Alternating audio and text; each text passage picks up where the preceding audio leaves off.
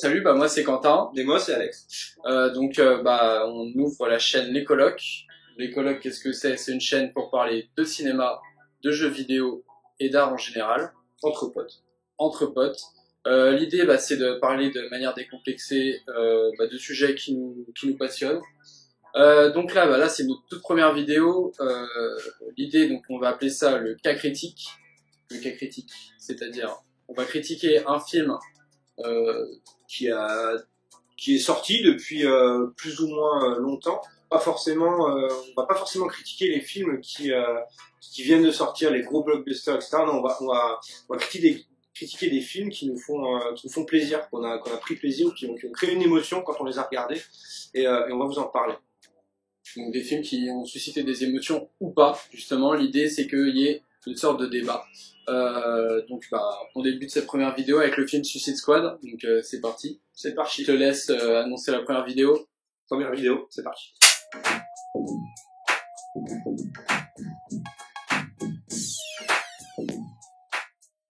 Alors, donc Suicide Squad, réalisé par David Ayer, donc qui a réalisé Bright et Fury, avec Brad Pitt en 2014. Donc là, Suicide Squad, sorti en 2016. Dedans, donc il y a Will Smith, Margot Robbie, Jared Leto, Joel Kinnaman et Viola Davis dans le rôle de Amanda Waller. Voilà. Amanda, voilà. Voilà. Donc Suicide Squad, c'est l'histoire de 8 méchants du DC Comics Universe qui se retrouvent à faire équipe pour le gouvernement américain. Et donc ils vont devoir déjouer une menace. Donc à savoir que Suicide Squad est sorti donc juste après Batman contre Superman et est sorti donc juste avant Wonder Woman. Donc le scénario. Alors pour le scénario, donc toi qu'est-ce que t'en as pensé du film? Toi t'as bien aimé le film? Alors moi je suis extrêmement mitigé sur ce film. Ouais. Ce qu'il faut savoir, c'est que j'en attendais vraiment énormément, comme beaucoup de fans du DC Comics Universe et même beaucoup de fans des films de super-héros. Ouais. Mon sentiment, en sortant de la salle, j'étais content de l'avoir vu. Ça s'arrête là, quoi. Pas d'émotion aussi forte que quand j'étais dans l'attente. En fait, je pense que ce film aurait pu donner mieux, Clairement. mais je reste quand même assez content de l'avoir vu. Ah ouais, content. Ah bah alors moi c'est complètement mitigé. C'était le film que j'attendais le plus de 2016 avec mon Deadpool. Alors là, mais j'ai été déçu, mais c'était lamentable quoi. Pour moi, c'était vraiment lamentable. Niveau scénario, bon, voilà, c'est l'histoire de méchants qui font équipe, qui sont normalement des vrais méchants. Hein. J'ai du mal à appeler ça des méchants, de par leurs actions. À la fin, c'est le monde des bisounours pour moi. Je reviendrai dessus après, mais de par leurs actes, en fait, on a du mal à les qualifier de méchants, quoi. En fait, ils se disent méchants, ils font genre ils sont méchants. Il y a la musique derrière qui font c'est des méchants, mais au final, en fait, même Deadshot, là, Will Smith, il est pas méchant, quoi. Non, c'est vrai, et là je te rejoins sur ce point, c'est ce pourquoi j'ai pas spécialement apprécié le film, je pense, c'est que j'aurais aimé plus voir de leur part plus d'exaction, en fait. Plus de bon, il est vrai que sans spoiler, ces méchants sont contraints par Amanda Waller à exécuter donc une mission. Et donc je pense que en fait soit le film a trop et les scénaristes ont certainement mal interprété cette contrainte, c'est-à-dire qu'en fait on ne les voit pas bouger une oreille du film à part sur les ordres de soit leur capitaine, soit Amanda Waller. On voit, c'est vrai, aucune exaction à part une scène absolument inutile dans le film où on voit Harley Quinn dégommer une vitrine et voler un sac à main. Ouais, pour moi, ça ne reflète absolument pas l'immense personnage et l'immense folie et méchanceté qui est censé habiter ce personnage. Ouais, mais on est des méchants. Ouais, voilà. C'est vrai qu'il y avait ce petit côté un peu bisounours qui, moi, m'a laissé dubitatif. Justement, Amanda Waller, donc elle, qu'est-ce qu'elle fait parce que c'est qui, justement, Amanda Waller? Amanda Waller, dans l'univers DC Comics, donc c'est la dirigeante de l'Argus. L'Argus qui est l'équivalent un petit peu du Shield pour les fans de Marvel, qui est certes l'équivalent du Shield, mais dans les DC Comics, voilà, c'est une société un peu, une entité un peu secrète qui est un peu plus sombre, un peu plus controversée, mis vraiment plus dans voilà dans des actions un peu douteuses, des bavures, etc. Donc elle, c'est la présidente, c'est la tête pensante en fait de toutes les opérations un petit peu en rapport avec les méta-humains. D'ailleurs, dans les comics, voilà, elle est souvent en action, ou même dans la scène post-générique du film, sans spoiler. Voilà, on la voit discuter avec Bruce Wayne. Elle est souvent, elle est un petit peu dans toutes ces affaires-là. Elle chapeaute un peu tout ça, et c'est une personne qui est comment dire, qui ne recule devant rien, jamais. Voilà, on peut lui donner tous les défauts du monde, mais sa qualité, c'est qu'elle ne recule jamais devant rien. Alors, on va faire un petit tour rapide donc des méchants qui sont dans cette histoire. Donc, on a tout d'abord donc Deadshot, donc incarné par Will Smith. Donc Deadshot, c'est le tireur d'élite par excellence. Il ne rate jamais sa cible. C'est un méchant, voilà, qu'on a pu voir dans Arrow. Il est également, voilà, dans beaucoup de comics. Il a affronté Batman, il a affronté Flash, il a affronté un peu tout le monde. C'est un héros, c'est pas un héros, putain.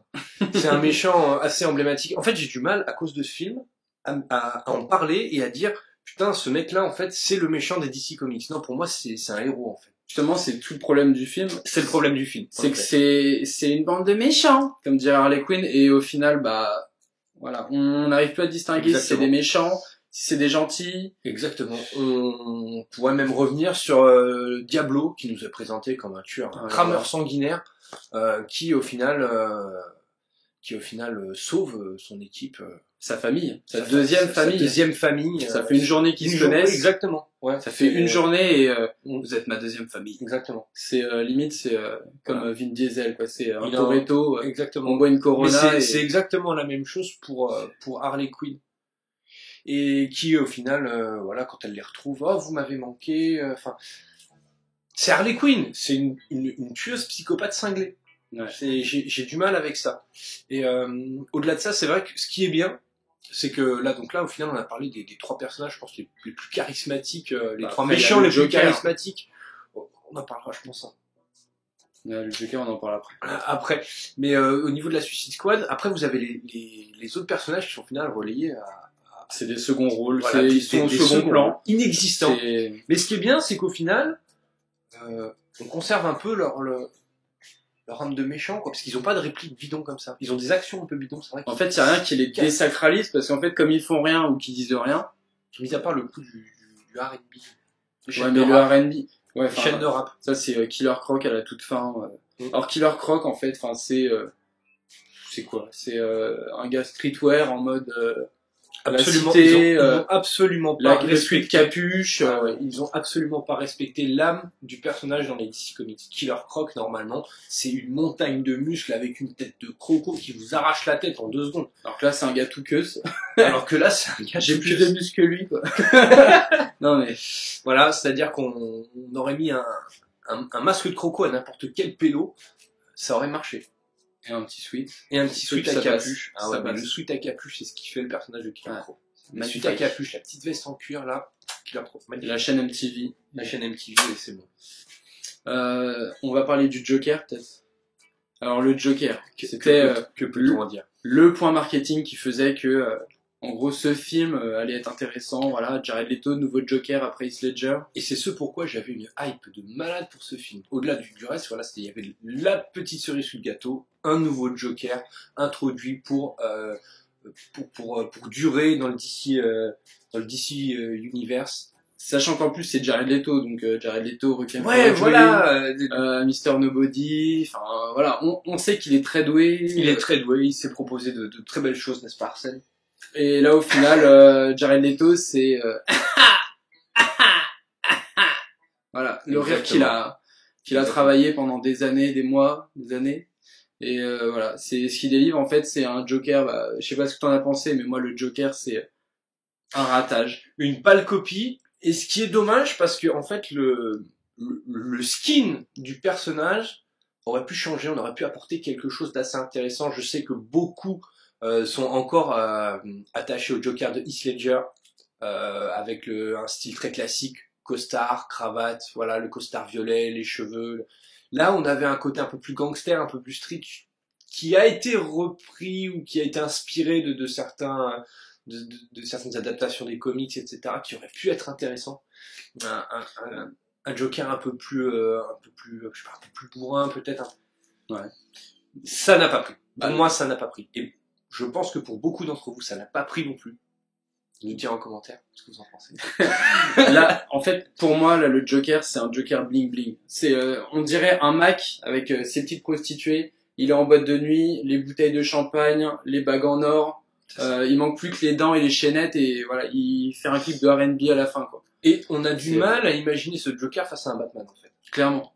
On a du mal à l'imaginer face à un Batman. On se dit, dans un Suicide Squad, pourquoi pas, parce qu'en face, il y a personne. Mais on a du mal à l'imaginer aussi intelligent, aussi tordu, aussi génial en fait que ce qu'on a pu déjà connaître face à un Batman, un Ben Affleck, parce qu'il aurait dû tomber face à un Ben Affleck, même physiquement. Puis là, même si le Joker est pas un combattant aguerri dans les comics, etc. Je suis désolé, là physiquement, enfin je veux dire. Batman arrive, il le plie en deux. Peu importe le plan du Joker, il arrive, il le plie en deux. Puis le plan du Joker, là, enfin, le Joker d'Heath Ledger, il avait un côté psychologique, manipulateur. C'est vrai. Là, il y a rien. Non, mais c'est le côté, en fait, le côté, cette espèce de côté un peu gangster, un peu plus street, un peu, voilà, même la folie est représentée, mais elle est pas extrêmement bien représentée, je trouve. On voit vraiment que le mec est malade psychiatriquement. Et on a même l'impression que sa maladie le rend débile. Pour moi, ce Joker a l'air débile.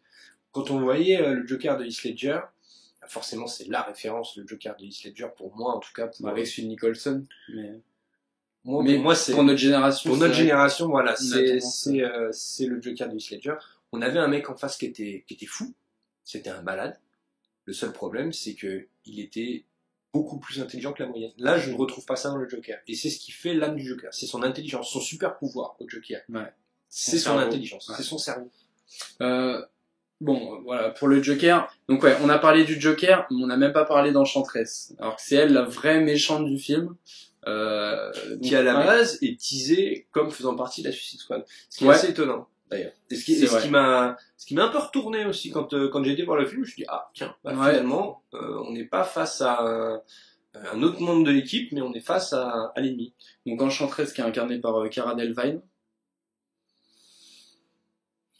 Voilà. Jeu d'acteur. Voilà, bon, elle est là. Elle a le mérite d'être là, il fallait un méchant, ils ont trouvé un méchant. Bon, on va dire qu'elle s'est améliorée pour Valérian. Mais voilà, Valérian, vaste sujet. Vaste sujet. On pourra en parler dans une prochaine vidéo, je pense. Ouais, on verra, pas de problème. Mais voilà, Cara Delevingne en méchant, bon, voilà, elle m'a pas marqué non plus. Non, mais après pourquoi pas, mais c'est pareil qu'elles sont et même les motivations du méchant sont pas bien compris. Donc c'est un esprit ancestral qui veut plus ou moins se venger de l'humanité. Qui trouve rien de mieux que de créer une machine qui va engloutir un peu toute la Terre. Moi, un des points forts que j'aimerais souligner, en fait, c'est Harley Quinn. Enfin, moi, je sais pas ce que t'en as pensé. Ouais. Moi, de mon côté, j'ai trouvé que Margot Robbie, en fait, elle était le personnage. Et maintenant, quand je vois Harley Quinn, j'ai du mal à l'imaginer autre que en Margot Robbie. Même si j'ai joué au jeu Arkham, tout ça, voilà, je vois une autre Harley Quinn. Je trouve que voilà, elle a le physique pour incarner Harley Quinn. Dans le jeu d'actrice, j'ai l'impression qu'elle a compris le personnage. Après, moi, le point noir que je dirais, mais c'est pas que pour Harley Quinn, mais c'est pour tous les personnages, c'est l'humour. Et pour moi, l'humour, c'est le gros problème du film. En plus du reste, mais c'est un des gros points noirs du film, c'est l'humour. Après, pour en revenir à Harley Quinn, c'est vrai que elle a bien joué son rôle. C'est la première fois qu'on voyait Harley Quinn au cinéma, si je ne m'abuse. Ouais. On l'a vu dans aucune série, on l'a un peu teasé un peu nulle part, personne, voilà. Margot Robbie arrive, s'empare du rôle, et on a un rôle qui est quand même assez proche de ce qu'on peut retrouver dans les comics, à savoir, voilà, elle est folle amoureuse du Joker. Le Joker n'a rien à faire.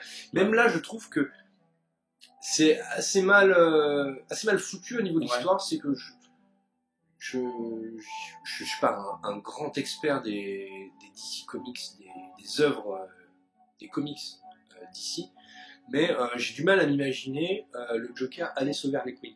Je sais que dans plusieurs versions des comics, il est juste odieux avec elle, mais elle revient à chaque fois, elle est folle amoureuse de lui. Bah là, c'est sous-entendu. C'est sous-entendu, mais là, le fait qu'ils reviennent la chercher, j'ai du mal à imaginer le Joker remuer le ciel et terre pour la retrouver. Ouais. Après, il y a peut-être, comme j'ai dit, je suis pas un grand expert, j'ai pas lu tous les comics, je n'ai pas lu énormément. Mais je trouve que ça, de ce que je sais de la relation entre les deux personnages, je trouve que ça le fait pas. La musique, J'ai adoré. t'as adoré la musique? J'ai adoré la musique. Ouais. C'est la plupart des titres, je les ai sur ma playlist, je les écoute dans la voiture. Alors là, pour moi, le top du top dans ce film, c'est la bande son. C'est la bande son. Ouais. Il y aurait juste eu 1h30 de bande son sans les images, j'aurais passé un bon moment. Ouais. Et ben justement, moi, les musiques qui sont dans le film, je les aime bien, mais pas dans le film. C'est-à-dire que j'ai eu l'impression en fait de regarder pendant, il dure 2h14 le film. Pendant 2h14, j'ai eu l'impression d'écouter Les Gardiens de la Galaxie. Bah, je me le suis noté. Pour moi, ce film, c'est Les Gardiens de la Galaxie du film de méchant. C'est, on a des héros cool, mais des héros, je dis bien héros, hein, parce que c'est des méchants, des héros cool, de la musique cool. Vous avez un film cool. Voilà, vous regardez un film cool. Moi, je pensais voir un film justement un peu noir, des méchants, enfin, un côté noir. Je veux dire, Batman contre Superman, il était noir. C'était profond, c'était assez violent. On ressent trop le côté tout Là, public en fait. là, c'est... On pourrait même faire un petit parallèle avec Venom en fait, quand tu regardes. Ces deux films, pour moi, j'avais un peu la même hype. Ouais. Et on se retrouve avec deux produits tout public, tout public, qui mettent en avant des méchants qui sont voilà. Venom, c'est un méchant, ouais, c'est méchant anti-héros, mais oui, c'est plus un méchant. Venom, je suis désolé, c'est une bestiole sanguinaire qui t'arrache la tête, qui serait prêt à buter, à faire n'importe quoi pour buter Spider-Man, à bouffer sa grand-mère. Oui, c'est Eddie Brock qui est plus... Oui, et encore, lui, il en veut aussi énormément à Spider-Man. Je veux dire, voilà, on est un peu sur le même cas de figure, je trouve. Oui, non, mais c'est vrai. On a des super méchants, on a un truc qui pourrait être vachement noir, sanglant, sérieux, il y a plus de psychologie et tout. Avec de vraies problématiques, avec des vrais problèmes soulevés, voilà, je veux dire, des vrais enjeux. Et on se retrouve avec des Disney. Ouais, Disney, enfin, voilà, c'est les Gardiens de la Galaxie. Voilà, pour moi, c'est une comédie. On balance, faut que chaque réplique qui soit balancée par un ou tel personnage, faut que ça fasse marrer parce que, voilà, aujourd'hui, on prend plus rien au sérieux, donc, c'est du divertissement, mais moi ça me divertit quand les films ils sont noirs, que ça me fait me poser des questions, m'attacher au personnage. Là, moi je suis pas attaché au personnage. Là, ils essayent de me faire marrer, je me marre même pas. Bah, moi si, je me suis attaché à ces personnages. Enfin, en regardant le film là, je me suis dit, voilà, enfin, je me suis attaché aux héros. Bon, ok, par rapport aux œuvres initiales, c'est des pâles copies. Mais demain, il y aura un Suicide Squad 2 avec les mêmes personnages. Je pense que j'irai le voir aussi parce que je les aime bien. J'ai de la sympathie pour eux. Ah ouais. Bah moi, j'ai de la sympathie. Juste, ils changent Killer Croc et ils nous mettent King Shark. Et là, ouais. Donc, au final, donc toi, c'est un film, ce que tu dis. Donc toi, t'irais voir un 2, bon. J'irai voir un 2. Je suis déçu de celui-là. Ouais. Certes. Je suis déçu, mais en même temps, j'ai une certaine tendresse pour ce qu'ils ont voulu faire, voilà, mettre en scène des méchants, etc. Donc en fait, juste pour soutenir l'effort de guerre, même si je ne cautionne pas spécialement ce qui en est sorti, j'irai voir un 2 et bon, je défends avec mes pauvres arguments ce film qui est totalement indéfendable. Oui, mais au moins t'as passé un bon moment, ça t'a diverti, voilà, ça t'a diverti. En fait, j'ai extrêmement de mal, et vous l'aurez tous remarqué, je pense, à me positionner sur ce film. Ouais. Moi, j'ai pas de problème à me positionner. J'ai pas aimé. J'irai pas voir un 2. Alors, je sais qu'actuellement, là, il y a un spin-off sur Harley Quinn, là, qui est en développement. J'ai bien aimé Harley et bon, il y a Margot Robbie. Pourquoi pas du film, pourquoi pas, mais honnêtement, enfin, c'est pas l'argument qui va me faire me déplacer en salle, quoi. Donc, pour moi, ce sera un 100. Ce sera 100 mois. Voilà. Bon. On arrête là. On arrête là.